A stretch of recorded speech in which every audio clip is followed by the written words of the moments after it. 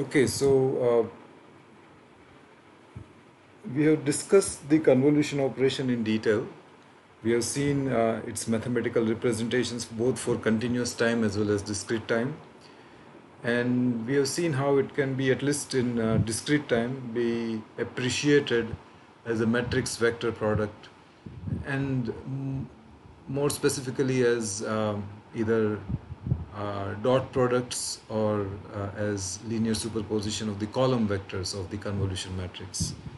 Um, but why all this trouble? Why are we spending this attention and focus on the convolution operation? That is what we are going to discuss next. The convolution operation has a lot of practical applications, and so let us look at one or two of them as of now. And actually, as you progress in your studies, you will find that convolution operation allows many other uh, potential applications that are not covered in this class. Okay, so let us consider one particular application of convolution as it relates to the transmitter of a communication system. Specifically, we will be talking about the BPSK, binary phase shift keying transmitter, that you have studied, and actually its simple version is what you have also implemented in your project. And as you know from that project, is that the BPSK symbols take random values from a set which is what is known as antipodal set. It has two members and they are opposite in sign. For sake of simplicity, we just assume that the levels are normalized, and so we take them to be minus 1 and 1. In reality, they do not have to be minus 1 and 1. They can be any other voltage, maybe 10 voltage, maybe 50 voltage, 50 volt. But then it will be minus 50 volt to plus 50 volt, and so on. Now, it so happens that the transmitter, when it is sending a sequence of BPSK symbols, for example, in your convolution encoder, you had a sequence length of maybe 1,000 or 1,000 plus a few more symbols that you are sending out from the BPSK transmitter. Now, it is very difficult for a, I mean, in your simulation it was fine. You could say that your transmitter was sending out those 1,000 symbols of BPSK, which were randomly changing values from minus 1 to 1. But in real life, in practice, it is very difficult to make a transmitter suddenly go from a voltage of minus 1 to plus 1. Those type of instantaneous switchings are very difficult.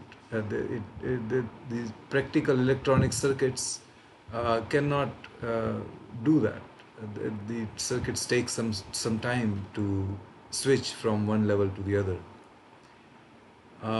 So this model is theoretically fine, but practically it is not realizable.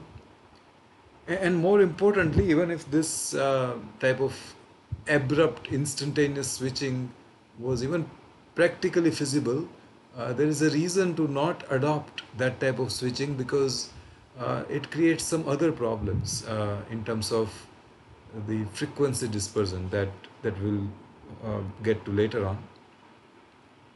And so, what is actually uh, desired and what is actually implemented at practical transmitters is to still take these symbols as antipodal, minus 1 1, but now put a pulse shape on it. So instead of having infinitely small width of the pulse, which is what was assumed in your project, what actual transmitters that use the electronic circuits to emit this BPSK symbols, what they do is each one each symbol of BPSK, which is plus 1, is replaced by a pulse of certain width.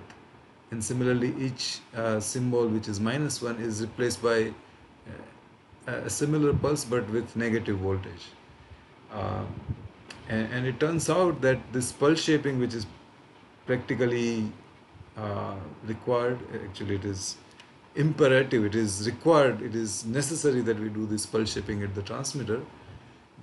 That pulse shaping actually itself can be achieved by leveraging on the convolution operation. So that is what we are going to quickly look at by doing some visual examples. Now it turns out that this pulse shaping will require us to first we will be required to insert zeros between the symbols of BPSK, this minus ones and ones, and that becomes our input to the system, and the system will have the specific pulse shape that we would like to use, and so that pulse shape is going to be called H of n. And finally, the output of the system, which is the convolution of H of n and X of n, is what we'll be looking at. Now we'll be looking at multiple different pulse shapes, but what you will see is that the input, which is this zero inserted BPSK stream, suddenly becomes a sequence of pulses where each pulse has the specific shape that we have used. And so that actually leads to this general idea of interpolation, where you take certain values, and those values may not be all smooth. I mean, in this case, the smoothness is definitely not there. You have +1, and then you have a bunch of zeros, and then you have -1, and so there is no smoothness in the samples from one instant to the next.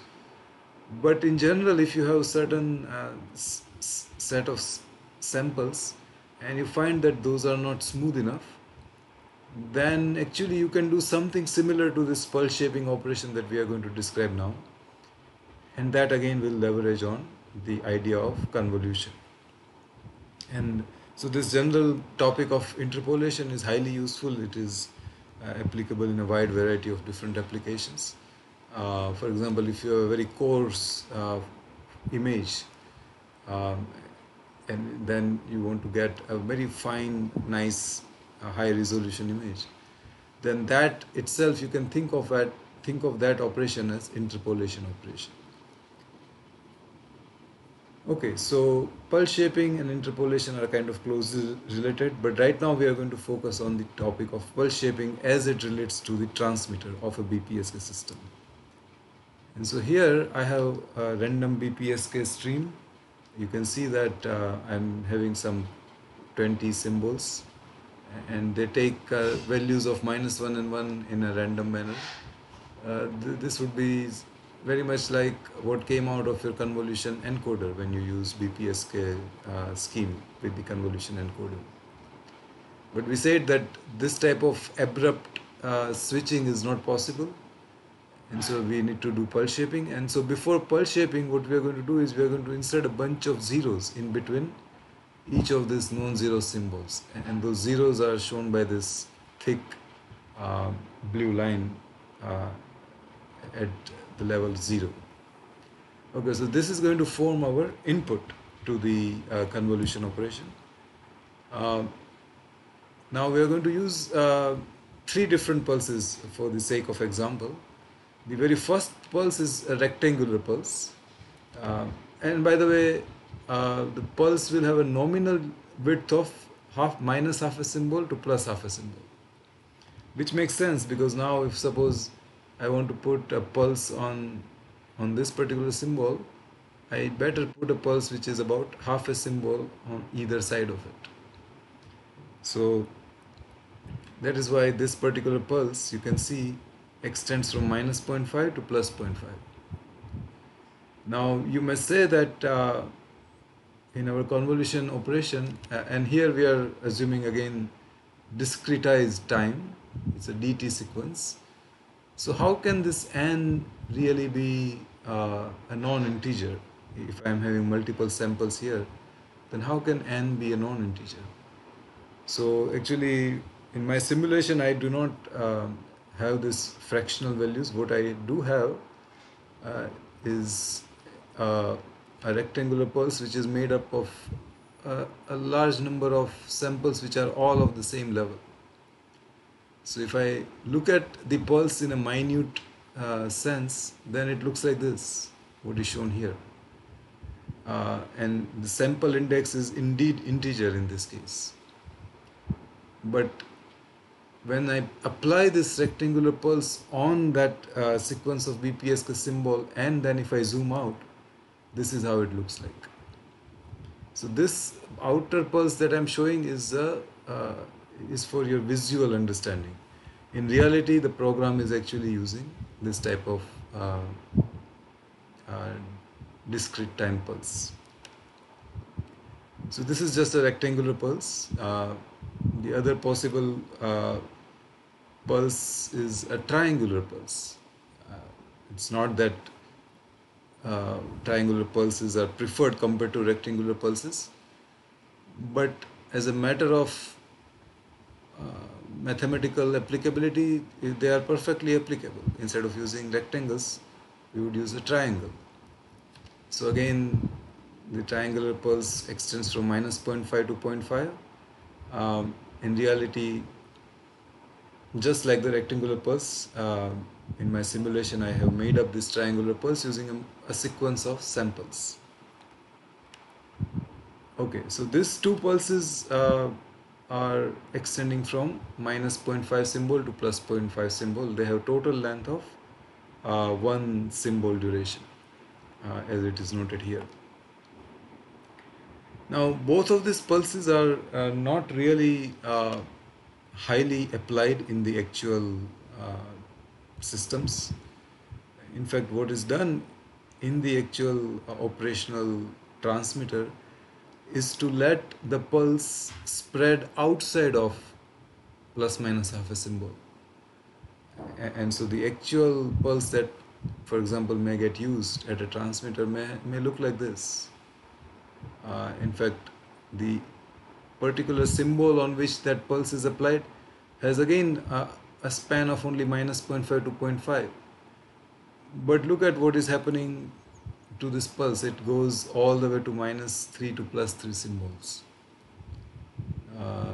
And this is, by the way, called a square root raised cosine, or in short SRRC pulse. This is how it looks like.